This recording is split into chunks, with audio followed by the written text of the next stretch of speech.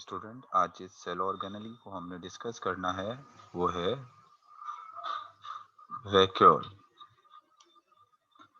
लेकिन ये वैक्यूल बताने से पहले या वैक्यूल समझाने से पहले मैं आपको एक एंडोमेम्ब्रेनस सिस्टम के बारे में थोड़ी सी इंफॉर्मेशन देना चाहूंगा। एंडोमेम्ब्रेनस सिस्टम, हम अभी वैक्यूल पढ़ेंगे, लेकिन वैक्यूल पढ़ने से पहले थोड़ा सा ये समझ लें कि ये एंडोमेम्ब्रेनस सिस्टम क्या होता है। देखें, एंडोमेम्ब्रेनस सिस्टम में बेसिकली जो है वो कौन कौन से सेल ऑर्गेनेलीज जो हैं वो एंडोमेम्ब्रेनस सिस्टम का पार्ट है। सबसे पहले तो ये देखें, तो देखें एंडोप्लाज्मिक रेटिकुलम, इसके साथ Golgi bodies, lysosome and vacuole. इन सबको मिलाकर ये जो सेल ऑर्गेनेलीज हैं, इनको मिलाकर जो है हम क्या कहते हैं, इनको मिलाकर हम कहते हैं एंडोमेम्ब्रेनस सिस्टम। असल में होता क्या है कि ये जितने भी सेल ऑर्गेनेलीज हैं, चार सेल ऑर्गेनेलीज जो मैंने आप यहाँ पर लिखे हैं, ये आपस में इंटरकनेक्टेड होते हैं। इनका फंक्शन आपस में क्या होता है, कनेक्टेड होता है। इनके फंक्शन आपस में कनेक्टेड होते हैं, तो इस वजह से इसको हम एंडोमेम्ब्रेनस सिस्टम कहते हैं। मतलब आपको पता होना चाहिए इन सेल ऑर्गेनेलीज को मिलाकर हम क्या कहते हैं, इनको हम कहते हैं एंडोमेम्ब्रेनस सिस्टम। अब क्यों कहते हैं इनको, ये इनके फंक्शन किस तरीके से आपस में कनेक्टेड हैं, ये देखें, मैं इसको बताता हूँ कैसे कनेक्टेड है आपस में। चलो इधर बना देता हूँ। देखो, ये एक सेल बना देता हूँ। ये क्या है, ये एक सेल है। ये एक सेल है। इस सेल के अंदर जो है वो यहाँ पर बना देता हूँ एक न्यूक्लियस। अब ये क्या है, ये एक न्यूक्लियस है। अब आपको पता है कि न्यूक्लियस जो है वो डबल मेम्ब्रेन बाउंडेड होता है। तो चलो मैं इसको डबल मेम्ब्रेन बाउंडेड बना देता हूँ। एक मेम्ब्रेन ये है, एक और इसके ऊपर मेम्ब्रेन होगी ये, तो ये क्या हो गया, ये डबल मेम्ब्रेन बाउंडेड हो गया। यहाँ से इसको बंद कर देते हैं। ये डबल मेम्ब्रेन बाउंडेड जो है न्यूक्लियस हो गया। और न्यूक्लियस के बीच में ये मेम्ब्रेन में पोर्स भी हैं, जिनको आपको पता है हम क्या कहते हैं, न्यूक्लियर पोर्स कहते हैं। इसके बाद क्या होता है, ये जो न्यूक्लियर मेम्ब्रेन है, स्पेशली जो आउटर मेम्ब्रेन होती है, न्यूक्लियर मेम्ब्रेन से सेल ऑर्गेनेलीज ओरिजिनेट होते हैं इस तरह से। ऐसे ऐसे सेल ऑर्गेनेलीज ओरिजिनेट हो रहे होते हैं। और इन सेल ऑर्गेनेलीज को हम क्या कहते हैं, इनको हम कहते हैं एंडोप्लाज्मिक रेटिक्यूलम। इस तरह से सेल ऑर्गेनेलीज होते हैं, इनको हम क्या कहते हैं, इनको हम कहते हैं एंडोप्लाज्मिक रेटिक्यूलम। और इन एंडोप्लाज्मिक रेटिक्यूलम के साथ पड़े हुए होते हैं इस तरह से एंडोप्लाज्मिक रेटिकुलम के साथ पड़े हुए होते हैं गोल्जी कॉम्प्लेक्स। ये क्या मौजूद है यहाँ पर, गोल्जी कॉम्प्लेक्स। तो हम एंडोप्लाज्मिक रेटिकुलम के बारे में भी पढ़ चुके हैं और गोल्जी कॉम्प्लेक्स के बारे में भी पढ़ चुके हैं। एंडोप्लाज्मिक रेटिकुलम आपको पता है दो तरह के होते हैं। एक एंडोप्लाज्मिक रेटिकुलम वो होते हैं जिनके ऊपर राइबोसोम्स अटैच होते हैं, जिनकी सरफेस पे, तो जिनकी सरफेस पे राइबोसोम अटैच होते हैं उनको कहते हैं रफ एंडोप्लाज्मिक रेटिकुलम। और जिनकी सरफेस पे राइबोसोम अटैच नहीं होते वो स्मूथ होते हैं। जैसे आप यहाँ पर देख लें कि ये रफ एंडोप्लाज्मिक रेटिकुलम है और ये क्या है, ये स्मूथ एंडोप्लाज्मिक रेटिकुलम। तो बता मैं ये चाह रहा था यहाँ पर कि कैसे इनके आपस में फंक्शन कनेक्टेड होते हैं, स्मूथ एंडोप्लाज्मिक रेटिकुलम और गोल्जी कॉम्प्लेक्स और उसके साथ वैक्यूल और लाइसोसोम। तो देखो क्या होता है, मिसाल के तौर पे रफ एंडोप्लाज्मिक रेटिकुलम ने क्या बनाया, प्रोटीन बनाया। ये इसने प्रोटीन बना दिया। अब ये प्रोटीन किस तरफ जाएगा, स्मूथ एंडोप्लाज्मिक रेटिकुलम की तरफ। और स्मूथ एंडोप्लाज्मिक रेटिकुलम से निकलेगा एक इस तरीके का वेजिकल, और ये प्रोटीन किस में ट्रांसफर कर दिया जाएगा, इस वेजिकल में। और फिर ये वेजिकल जाकर किसके साथ अटैच हो जाएगा, ये जाकर अटैच हो जाएगा गोल्जी बॉडीज के कौन से वाले फेस के साथ? सिस फेस के साथ। आपको पता है गोल्जी कॉम्प्लेक्स का वो वाला साइड जो कि एंडोप्लाज्मिक रेटिकुलम की तरह होता है और जो कॉन्वेक्स होता है, उसको हम क्या कहते हैं? उसको हम कहते हैं सिस फेस। तो ये जो प्रोटीन बनाया है रफ एंडोप्लाज्मिक रेटिकुलम ने और उसको एक वेसिकल में बंद करके कहाँ भेज देगा? भेज देगा किधर? इधर ये गोल्जी कॉम्प्लेक्स के साथ। और ये अटैच हो जाएगा किसके साथ? गोल्जी कॉम्प्लेक्स के साथ। और ये प्रोटीन जो है वो किसको ट्रांसफर कर दिया जाएगा? ये ट्रांसफर कर दिया जाएगा गोल्जी कॉम्प्लेक्स को। और गोल्जी कॉम्प्लेक्स से ये मूव करता हुआ किधर आ जाएगा? ये आ जाएगा इसके कौन से वाले फेस की तरफ? ट्रांस फेस की तरफ। आपको पता है इसका जो अपोजिट फेस होता है उसको हम क्या कहते हैं? उसको हम कहते हैं ट्रांस फेस। जो एंडोप्लाज्मिक रेटिकुलम की तरफ गोल्जी कॉम्प्लेक्स का जो साइड होता है, ये देखो ये साइड जो एंडोप्लाज्मिक रेटिकुलम की तरह है, इसको की तरफ है, उसको हम कहते हैं सिस। और जो उसके अपोजिट साइड इस तरफ होता है उसको क्या कहते हैं? ट्रांसफेस। तो कहने का मतलब ये था कि smooth endoplasmic rough endoplasmic reticulum ने प्रोटीन बनाया। वो प्रोटीन जो है स्मूथ एंडोप्लाज्मिक रेटिकुलम के पास गया। फिर स्मूथ एंडोप्लाज्मिक रेटिकुलम ने उसको एक वेसिकल में बंद करके किस तरफ भेज दिया? वो भेज दिया गोल्जी कॉम्प्लेक्स के पास। और गोल्जी कॉम्प्लेक्स के अंदर ये जो प्रोटीन है, ये से फॉर एग्जांपल अगर ये प्रोटीन किसके साथ अटैच हो जाता है? ये कार्बोहाइड्रेट के साथ अटैच होता है तो वो किसमें कन्वर्ट हो जाता है? ग्लाइकोप्रोटीन में। इसी तरीके से अगर स्मूथ एंडोप्लाज्मिक रेटिकुलम लिपिड बनाते हैं और वो लिपिड भी किसको ट्रांसफर कर दिया जाएगा? गोल्जी कॉम्प्लेक्स को। गोल्जी कॉम्प्लेक्स उसके साथ प्रोटीन मिलाकर उसको उसके साथ कार्बोहाइड्रेट मिलाकर उसको किसमें कन्वर्ट कर देगा? ग्लाइकोलिपिड्स में। फिर ये जो ग्लाइकोप्रोटीन या ग्लाइकोलिपिड्स जो होते हैं या इस किस्म के दूसरे जो प्रोटीन होते हैं, वो क्या होता है? ये जो इसका ये गोल्जी कॉम्प्लेक्स जो होते हैं, इसके यहाँ से छोटे-छोटे वेसिकल्स निकलते हैं, यहाँ से वेसिकल्स बनते हैं। और इन वेसिकल्स के अंदर इन प्रोटीन्स को और इन एंजाइम्स को क्या कर दिया जाता है? पैक कर दिया जाता है। और यही कुछ वेसिकल्स तो ऐसे होते हैं जो यहाँ से कट कर, यहाँ से हट कर सेल से बाहर रिलीज हो जाते हैं। सेल से कहाँ रिलीज हो जाएंगे? बाहर। और कुछ ऐसे भी वेसिकल होते हैं जो सेल के अंदर ही रहेंगे। जो सेल के अंदर रहेंगे वो तो लाइसोसोम बना लेंगे। और कुछ वेसिकल्स थोड़े से बड़े साइज के जो होंगे वो वैक्यूल बना लेंगे। वो क्या बना लेंगे? वैक्यूल बना लेंगे। तो अब आप देख सकते हो किस तरीके से ये जो सेल ऑर्गेनेलीज हैं इनके फंक्शन आपस में इंटरकनेक्टेड है। तो यहाँ देखो एंडोप्लाज्मिक रेटिकुलम चाहे वो रफ हो चाहे वो स्मूथ, उसके बाद कोई भी चीज एंडोप्लाज्मिक रेटिकुलम से बनी वो गोल्जी बॉडीज की तरफ आई। फिर गोल्जी बॉडीज ने उसको वेसिकल में बंद करके या तो लाइसोसोम की फॉर्म दे दी या फिर किसकी फॉर्म दे दी? वैक्यूल की फॉर्म दे दी। तो ये सारे ऑर्गेनेलीज जो ये जो आपस में इंटरकनेक्टेड हैं, इन ऑर्गेनेलीज को मिलाकर हम क्या कहते हैं? इनको हम कहते हैं एंडोमेम्ब्रेनस सिस्टम। आई होप आपको क्लियर हो गई होगी एंडोमेम्ब्रेनस सिस्टम वाली बात। सही है ना? वैसे तमाम के तमाम वैक्यूल गोल्जी बॉडीज से नहीं बनते। कुछ वैक्यूल ऐसे भी होते हैं जो किससे बनते हैं? जो सेल मेम्ब्रेन से भी बनते हैं। लेकिन जो सेंट्रल वैक्यूल होता है प्लांट के अंदर स्पेशली जो एक सेंट्रल वैक्यूल होता है बड़े से साइज का, वो किससे बनता है? वो गोल्जी बॉडीज ही से बनता है। तो हम यहाँ पर गोल्जी बॉडीज या एंडोप्लाज्मिक रेटिकुलम के फंक्शन को अभी डिस्कस नहीं करना। हमने जो डिस्कस करना है वो किसको डिस्कस करना है? हमने डिस्कस करना है वैक्यूल को। गोल्जी बॉडीज और एंडोप्लाज्मिक रेटिकुलम हम पहले ही डिस्कस कर चुके हैं। तो स्टार्ट करते हैं किससे? वैक्यूल से।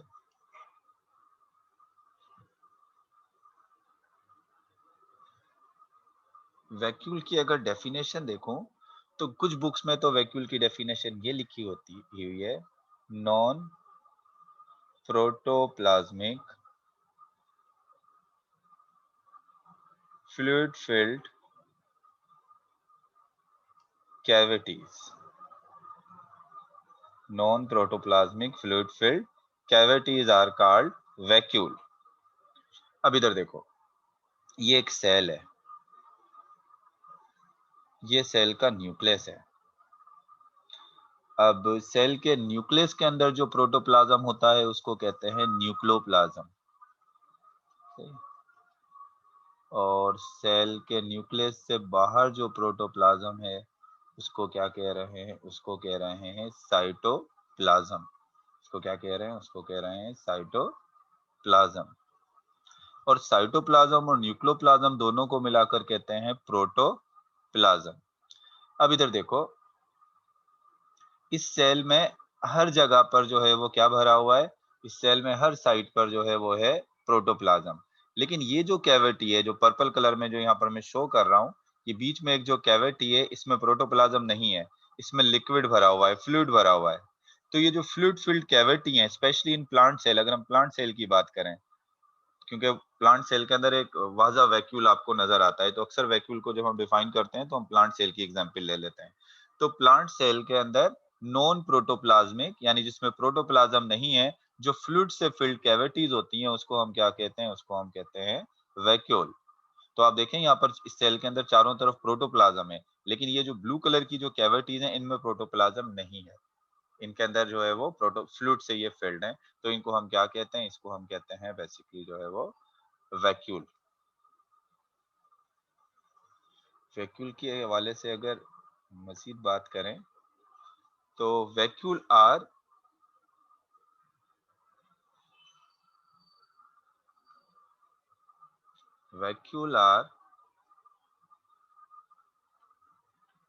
लार्ज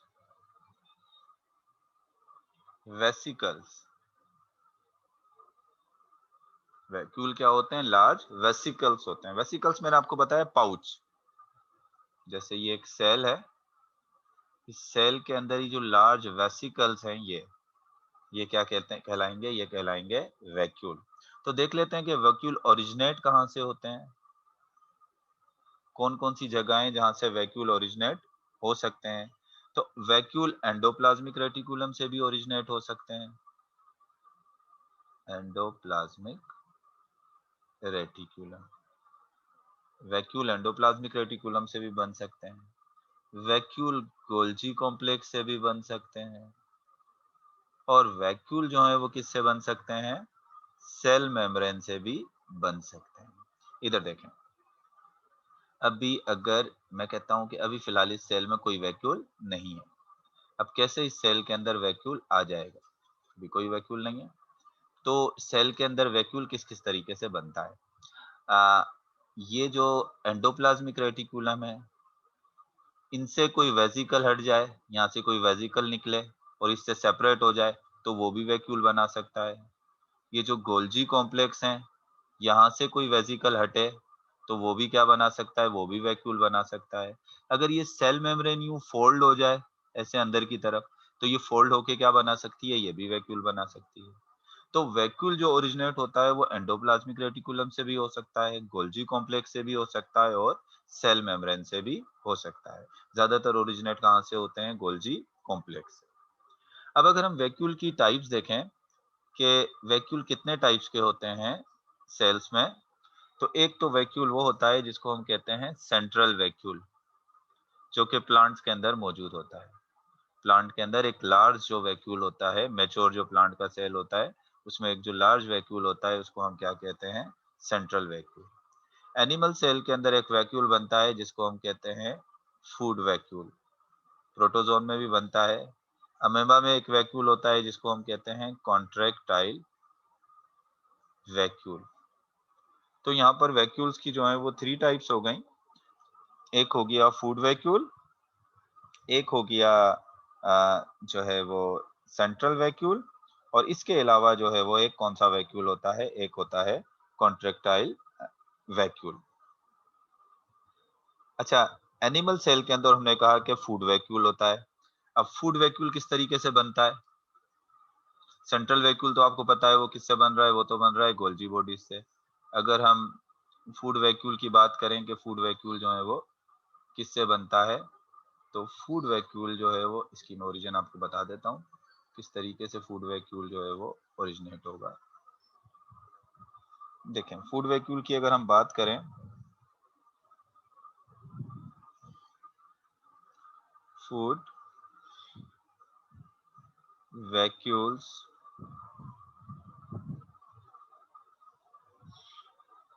आर फॉर्म्ड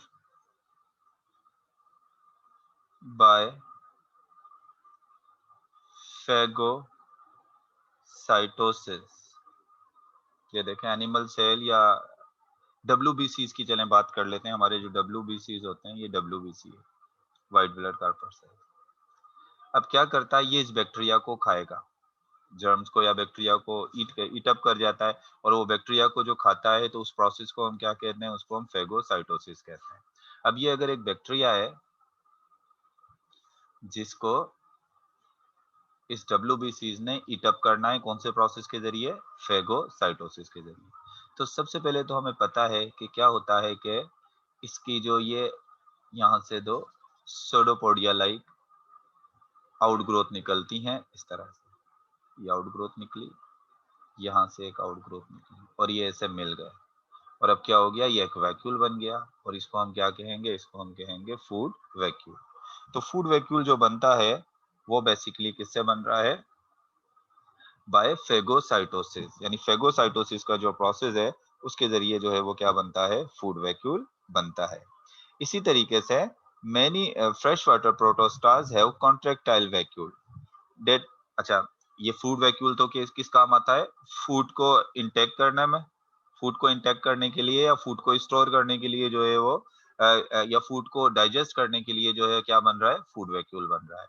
दूसरे नंबर पर कॉन्ट्रैक्टाइल वैक्यूल होता है। दूसरे नंबर पर जो एनिमल सेल के अंदर, जैसे अमेबा के अंदर, क्लेमाडोनास के अंदर भी आपको कॉन्ट्रैक्टाइल वैक्यूल मिलेगा। अब कॉन्ट्रैक्टाइल वैक्यूल, ये अमेबा है, अगर ये अमेबा का सेल है और अमेबा के सेल में ये कॉन्ट्रैक्टाइल वैक्यूल है, तो ये कॉन्ट्रैक्टाइल वैक्यूल बेसिकली जो है वो क्या काम करते हैं। अब कॉन्ट्रैक्टाइल वैक्यूल का फंक्शन होता है that pump excess water out of the cell. आपको पता है fresh water protists fresh water में होते हैं। जब फ्रेश वाटर में होते हैं तो उनकी बॉडी के अंदर वाटर इंटेक ज्यादा होता है, ज्यादा पानी उनकी बॉडी में चला जाता है। अब इतना ज्यादा पानी उनकी बॉडी में होगा तो वो तो स्वेल होके बर्स्ट हो जाएंगे। तो इसी वजह से जो एक्सेस वाटर होता है वो कहाँ जमा हो जाता है, इनके पास एक्सेस वाटर आकर जमा हो जाता है कॉन्ट्रैक्टाइल वैक्यूल में। और कॉन्ट्रैक्टाइल वैक्यूल कॉन्ट्रैक्ट होकर इस पानी को कहाँ निकाल देते हैं, बॉडी से बाहर निकाल देते हैं। तो इसी वजह से हम कह सकते हैं कि thereby maintaining suitable concentration of ions and molecules inside the cell। Cell के अंदर एक सुटेबल कंसंट्रेशन जो होती है वाटर की, मॉलिक्यूल्स की और आयंस की क्या करते हैं, मेंटेन करते हैं। तो हम कह सकते हैं कि कॉन्ट्रैक्टाइल वैक्यूल किस चीज में हेल्प करते हैं, ऑस्मो रेगुलेशन। हमें पता है वाटर और सोल्यूट जो को रेगुलेट करने का जो प्रोसेस है उसको हम क्या कहते हैं, ऑस्मो रेगुलेशन। तो ये जो कॉन्ट्रैक्टाइल वैक्यूल है ये किस चीज में हेल्प करता है, ये हेल्प करता है ऑस्मो रेगुलेशन के अंदर। चलिए ये तो हमने बात कर ली प्रोटिस्टास की या एनिमल सेल की बात कर ली। अब बात कर लेते हैं थोड़ा सा प्लांट के वैक्यूल की बात कर लेते हैं। एक प्लांट के अंदर जो सेंट्रल लार्ज वैक्यूल होता है उसका जो है वो फंक्शन क्या होता है।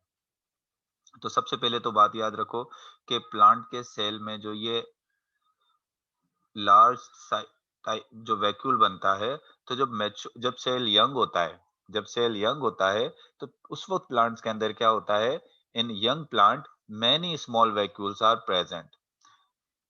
सबसे पहले जब यंग प्लांट होता, सेल होता है प्लांट का, in young plant cell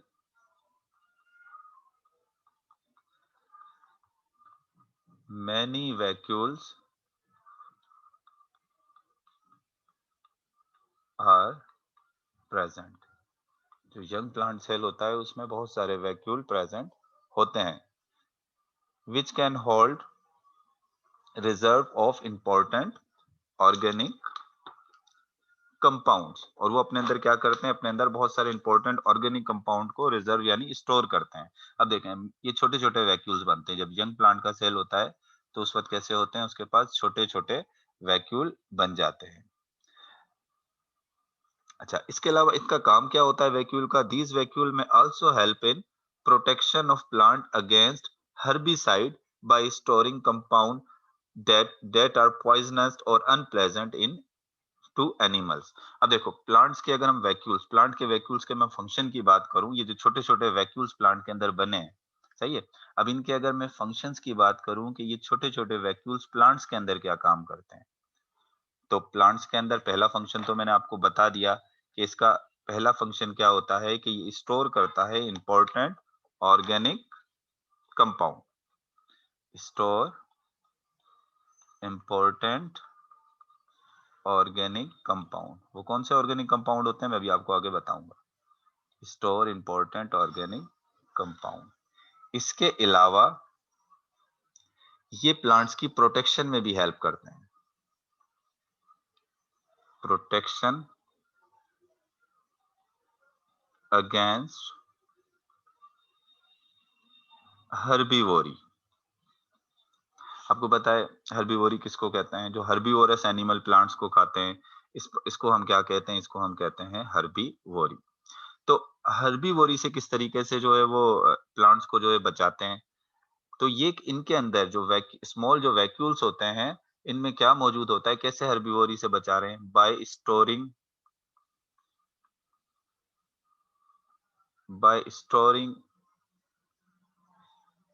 compounds that are poisonous and unpleasant to animals. यानी इनके अंदर जो है वो कुछ टॉक्सिक कंपाउंड को स्टोर कर लेते हैं इन वैक्यूल में, या कुछ ऐसे कंपाउंड प्रोड्यूस कर लेते हैं जो इस सेल को या प्लांट के टेस्ट को कैसा कर देता है? अनप्लेजेंट कर देता है एनिमल के लिए।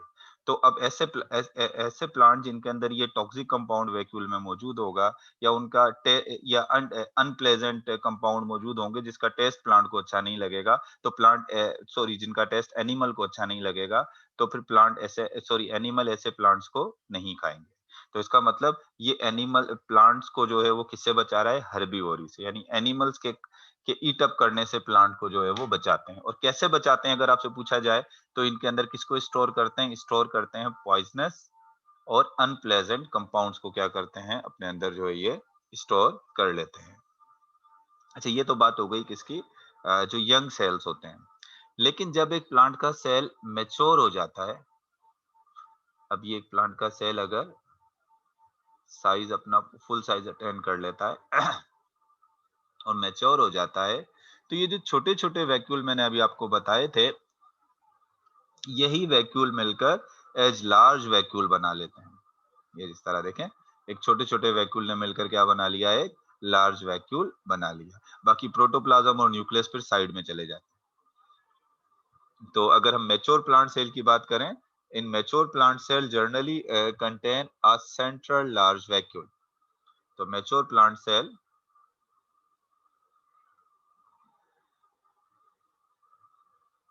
mature plant cell generally contain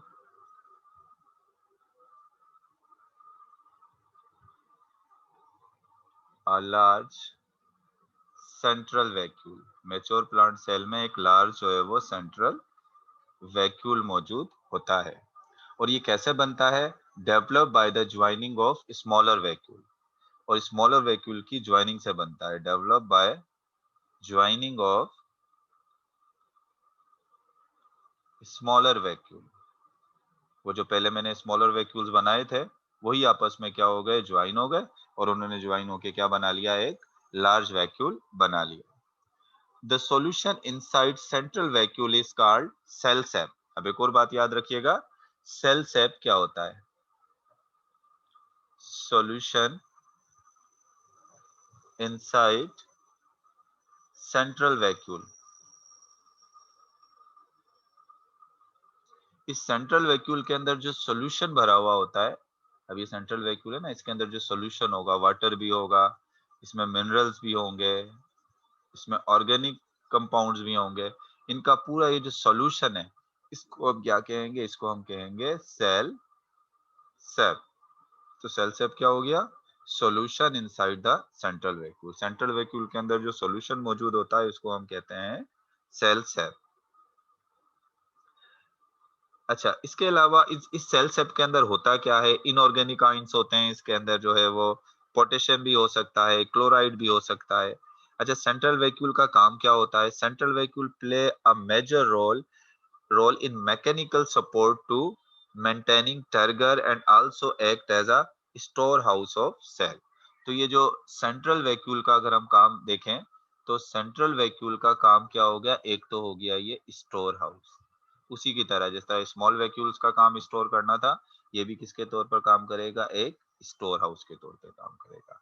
और दूसरा ये यंग प्लांट को जो है वो मैकेनिकल सपोर्ट प्रोवाइड करता है, मैकेनिकल सपोर्ट बाय टर्जिडिटी। ये सेल के अंदर जब वैक्यूल में पानी भर जाता है तो प्लांट के सेल को एक प्रॉपर शेप मिल जाती है। उसको प्रॉपर क्या मिल, वो थोड़ी इसमें टर्जिडिटी आ जाती है, तो सेल की थोड़ी एक शेप जो है वो क्या हो जाती है? मेंटेन हो जाती है। यंग प्लांट जो होते हैं, हर्बेशियस स्पेशली जो प्लांट होते हैं, अब देखें फॉर एग्जांपल ये कोरिएंडर का प्लांट है, धनिया जिसको हम कहते हैं, ये भी इसका स्टेम हर्बेशियस होता है। अब क्या होता है कि इसके जो स्टेम के सेल्स हैं, इनके वैक्यूल में जब पानी भरा हुआ होता है, जब वो टर्जिड होते हैं, जब वैक्यूल में पानी भरा हुआ होता है तो ये इसका स्टेम स्ट्रेट रहेगा। कैसे रहेगा? ऐसे ये स्ट्रेट रहेगा। जब इसके सेल क्या होंगे? टर्जिड होंगे। लेकिन अगर पानी इसमें से टर्जिडिटी खत्म कर दें, पानी निकल जाए, तो इसका स्टेम ऐसे गिर जाएगा, यानी उसको सपोर्ट नहीं मिलेगी। तो मतलब सपोर्ट किसने दिया हुआ था? टर्जिट सेल्स ने। और सेल को टर्जिट किसने किया हुआ था? सेल को टर्जिट किया हुआ था इस सेल्स इस वैक्यूल ने। और उस वैक्यूल के अंदर जो पानी भरा हुआ था, उसने सेल को क्या किया हुआ था? टर्जिट किया हुआ था। अच्छा, इसके अलावा एक और चीज, ये जो वैक्यूल की मेम्ब्रेन है, ये मेम्ब्रेन, इस मेम्ब्रेन को हम क्या कहते हैं? इसको हम कहते हैं tonoplast. The membrane separating the vacuole from cytoplasm is called tonoplast. ये भी सेल मेम्ब्रेन की तरह डिफरेंशियली परमिएबल मेम्ब्रेन होती है। अब देखो ये मेम्ब्रेन जो कि साइटोप्लाज्म को वैक्यूल के सेल सेप और साइटोप्लाज्म को सेपरेट कर रही है, इसको हम क्या कहते हैं? इसको हम कहते हैं tonoplast. So today what I told you about vacuole, I told you that non-protoplasmic fluid-filled cavities in cytoplasm are called vacuole. After that, I told you that vacuoles are the large vesicles. From where these vesicles or vacuoles originate? They originate from where they originate? They originate from endoplasmic reticulum. They may originate from Golgi complex, or they may originate from cell membrane. After that, I told you about the types of vacuole. How many type of vacuoles are present in cell?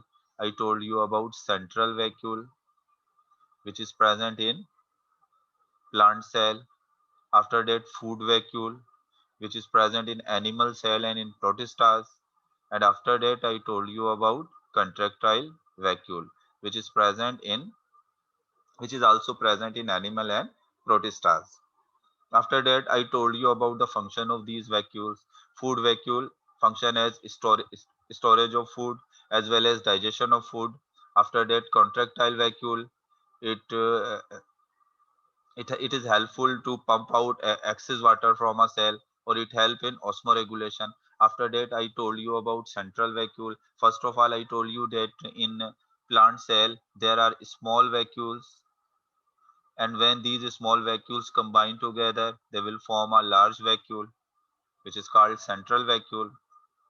And after that, I told you about the function of central vacuole. And there are different functions of central vacuole. Storehouse, they also maintain turgidity. After that, I also told you that these vacuoles store toxic compound or unpleasant substance which protect plant cell from herbivory. So after I also told you that the membrane of vacuole, especially this central vacuole, is called tonoplast. ये तो सारी बातें हमने यहाँ पर कर ली। अच्छा, एक दो एक्स्ट्रा कुछ इन्फॉर्मेशन दे रहा हूँ। ये एफएससी के स्टूडेंट के लिए तो नहीं है जरूरी, लेकिन जो बीएस के स्टूडेंट हैं वो ये कुछ एक्स्ट्रा इन्फॉर्मेशन है, इसको भी थोड़ा सा नोट कर लो। ये बीएस के स्टूडेंट के लिए। जो एफएससी के स्टूडेंट थे उनके लिए ये काफी है, जो जितना मैंने आपको बता दिया। अब ये जो थोड़ी एक्स्ट्रा इन्फॉर्मेशन दे रहा हूँ, ये सिर्फ बीएस के स्टूडेंट के लिए। अच्छा, आप इधर देखो, ये जो वैक्यूल होता है ना प्लांट के अंदर, स्पेशली प्लांट सेल के अंदर, तो वैक्यूल पानी से इतना ज्यादा भर जाता है कि 90% जो सेल का एरिया होता है वो कौन कवर कर लेता है? वो वैक्यूल कवर कर लेता है। अब ये देखो, जिसको मैं ब्लू कलर दे रहा हूँ तो समझ जाएं कि ये वैक्यूल है। जो ब्लू कलर दे रहा हूँ ये क्या है? ये वैक्यूल है। और जो ये रेड कलर दे रहा हूं, ये क्या है? ये बेसिकली जो है वो न्यूक्लियस और साइटोप्लाज्म। ये जो रेड कलर वाला एरिया है, ये क्या है? ये है साइटोप्लाज्म। और साइटोप्लाज्म के साथ कहीं पर यहाँ पर एक न्यूक्लियस भी मौजूद होगा। अब आप देखें, अब साइटोप्लाज्म इसका कहाँ चला गया? वैक्यूल के बढ़ने की वजह से साइटोप्लाज्म पेरीफेरी पे चला गया, मतलब किनारों की तरफ चला गया। अब क्या होता है, एक टर्म हम इस्तेमाल करते हैं, प्राइमोर्डियल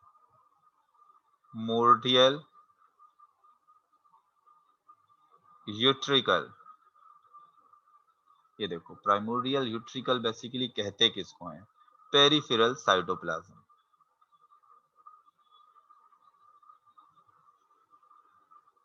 ये देखो, मतलब ये जो वैक्यूल के ज्यादा जगह ऑक्यूपाई करने की वजह से ये साइड में जो प्रोटोप्लाज्म चला गया, इसको क्या कह रहे हैं? पेरीफेरी में, किनारों में, इसको कह रहे हैं प्राइमोर्डियल यूट्रिकल।